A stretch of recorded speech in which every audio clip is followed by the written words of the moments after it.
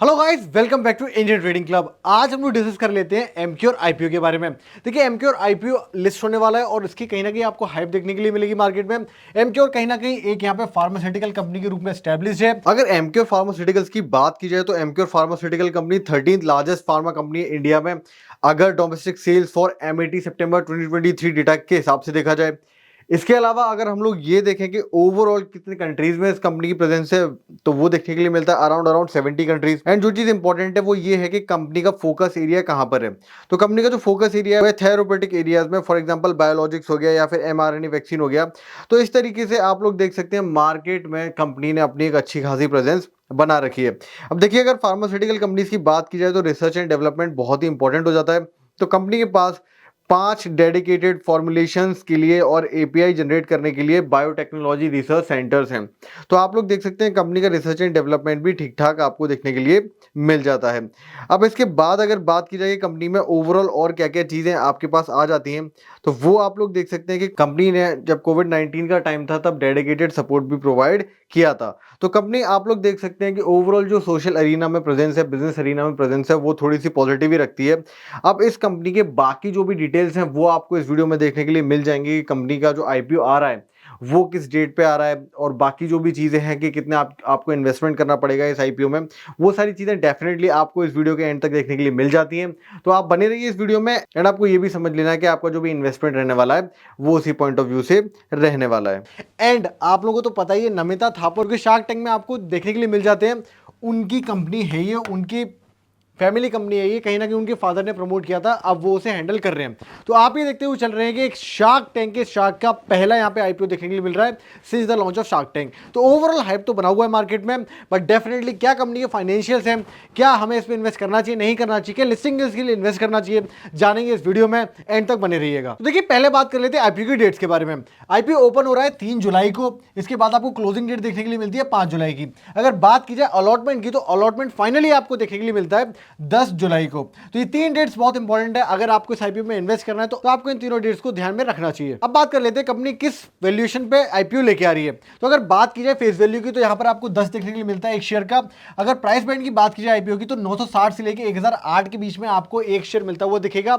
Apart from that, जो issue size है वो आपको 1952 सीआर के आसपास देखने के लिए मिल रहा है। तो ऑलमोस्ट कंपनी 2000 करोड़ के आसपास यहां पर आईपीओ से रेस करना चाह रही है। एंड जो लॉट साइज रखा गया आईपीओ में, वो रखा गया है 14 शेयर्स का। तो आप लोग यहां पर देख सकते हैं कि अगर यहां पे बाइफर्केशन देखा जाए कि आईपीओ में कितना ओएफएस लेके आया जा रहा है या फिर कितना यहां पे फ्रेश इशू देखने के लिए मिल रहा है, तो वो यहां पर थोड़ा सा डिसअपॉइंटिंग है। आपको ओएफएस करीब 1152 करोड़ का देखने के लिए मिलेगा और फ्रेश करीब 800 करोड़ का देखने के लिए मिलेगा।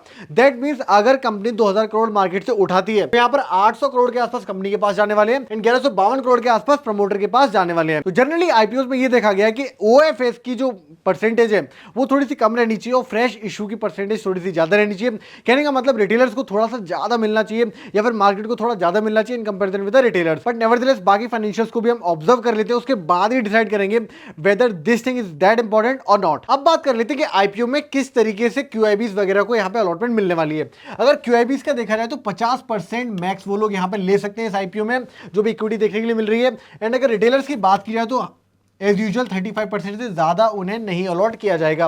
अगर एचएनआई की बात की जाए तो उनके लिए 15% के आसपास यहां पर कोटा रखा गया है नेट इशू साइज का। अब बात कर लेते हैं कि पर लॉट इन्वेस्टमेंट आपको कितना पड़ेगा अगर आप इस आईपीओ में इन्वेस्ट करना चाहते हैं। देखिए, अगर आप एक रिटेल पॉइंट ऑफ व्यू से देखें तो एक लॉट का इन्वेस्टमेंट आपको 14,112 रुपए का पड़ेगा। अगर आप मैक्सिमम इन्वेस्टमेंट देखें तो आप 14 लॉट तक इन्वेस्ट कर सकते हैं इस आईपीओ में। दैट मींस 1,97,568 रुपए तक आप एक बार में एक अकाउंट से इन्वेस्ट कर सकते हैं फ्रॉम द रिटेल टिकट। इससे ज्यादा अगर आपने लॉट्स के लिए बिड किया तो डेफिनेटली आप ऑटोमेटिकली एचएनआई कैटेगरी में चले जाएंगे। एचएनआई कैटेगरी में आपको मिनिमम 15 लॉट इन्वेस्ट करने हैं एंड मैक्सिमम आप 70 लॉट के आसपास इन्वेस्ट कर सकते हैं। अगर प्रमोटर होल्डिंग की बात की जाए इस कंपनी में, तो वो आपको देखने के लिए मिलती है 98.6%। तो डेफिनेटली अभी तक कंपनी काफी प्राइवेटली ओन्ड है, तो यहां पर एक थोड़ा सा पॉजिटिविटी देखने के लिए मिलती है। कंपनी का मेजर शेयर अभी तक प्रमोटर के पास के बहुत ज्यादा डायल्यूशन देखने के लिए नहीं मिला है। अब फाइनली हम लोग बात कर लेते हैं फाइनेंशियल्स की, किस तरीके से कंपनी ने परफॉर्म किया है पिछले 3 फिजिकल ईयर्स में। तो यहां पर आप लोग देख सकते हैं पीरियड मैंने ले रखा है 31 मार्च 2024 से लेके 2022 तक। अगर आप ऑब्जर्व करें 2022 से लेके 2024 तक, तो अगर बात की जाए नेट एसेट्स की तो 6063 से एसेट कहीं ना कहीं बढ़ते हुए दिखे, 7806 के आसपास होते हुए दिखे। ये सारी कैलकुलेशन आपको करोड़ पे देखने के लिए मिल रही है। अपार्ट फ्रॉम दैट जो रेवेन्यू है कंपनी का वो भी आपको कहीं ना कहीं बढ़ते हुए दिखा है 5918 से लेके 6715।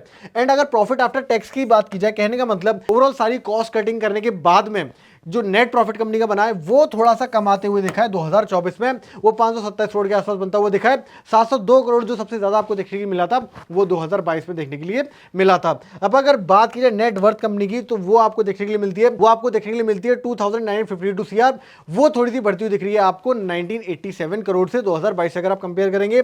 एंड अगर रिजर्व एंड सरप्लस की बात की जाए तो डेफिनेटली वहां पर भी आपको इंक्रीज होते हुए दिख रहा है। अब देखिए नेट में अगर बोरोइंग की बात की जाए तो सबसे इंपॉर्टेंट पॉइंट हो जाता है, अगर किसी भी कंपनी के पॉइंट ऑफ व्यू से बात की जाए, अगर आपको आईपीओ में इन्वेस्ट करना है तो टोटल बोरोइंग कंपनी ने कितनी ले रखी है ये आपको क्लियर होना चाहिए। तो यहां पर जो नेट बोरोइंग है कंपनी की वो 2091 करोड़ के आसपास है।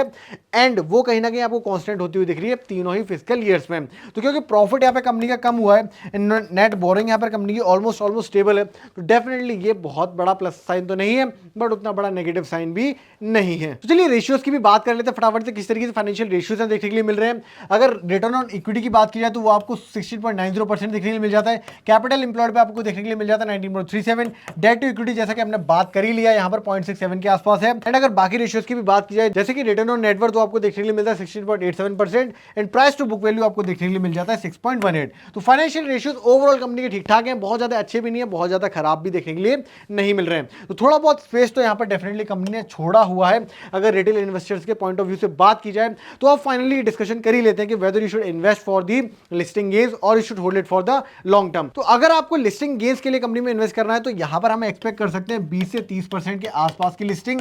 बट डेफिनेटली आपको ये समझते हुए चलना है कि क्या मार्केट में ग्रे मार्केट प्रीमियम चल रहा है, ये आपको तभी पता चलेगा जब कंपनी का आईपीओ सब्सक्रिप्शन के लिए ओपन होगा, तब आप ग्रे मार्केट प्रीमियम से ज्यादा आइडिया लगा पाएंगे कि क्या लिस्टिंग में आपको गेन्स दिखने वाले हैं। अगर लॉन्ग टर्म होल्डिंग की बात की जाए तो यहां पर डेफिनेटली फियर्स कंपटीशन रहता है। अगर फार्मा सेक्टर की बात की जाए तो थोड़ा सा यहां पर देखना पड़ेगा कि कंपनी की पॉलिसीज से कितनी अलाइन होती है फार्मास्यूटिकल कंपनी। बट नेवरदलेस क्योंकि लाइफस्टाइल ड्रग्स में इन्वेस्टमेंट करते हैं, लाइफस्टाइल ड्रग्स इनका मेन प्रोडक्ट है, तो वहां पर आपको देखना पड़ेगा जिस तरीके से लाइफस्टाइल आजकल लोगों की हो गई है, जो टॉक्सिक लाइफस्टाइल लोगों की है, sitting on the laptops and eating junk food, तो डेफिनेटली कंपनी के पास तो हमेशा सेल्स रहने वाले हैं।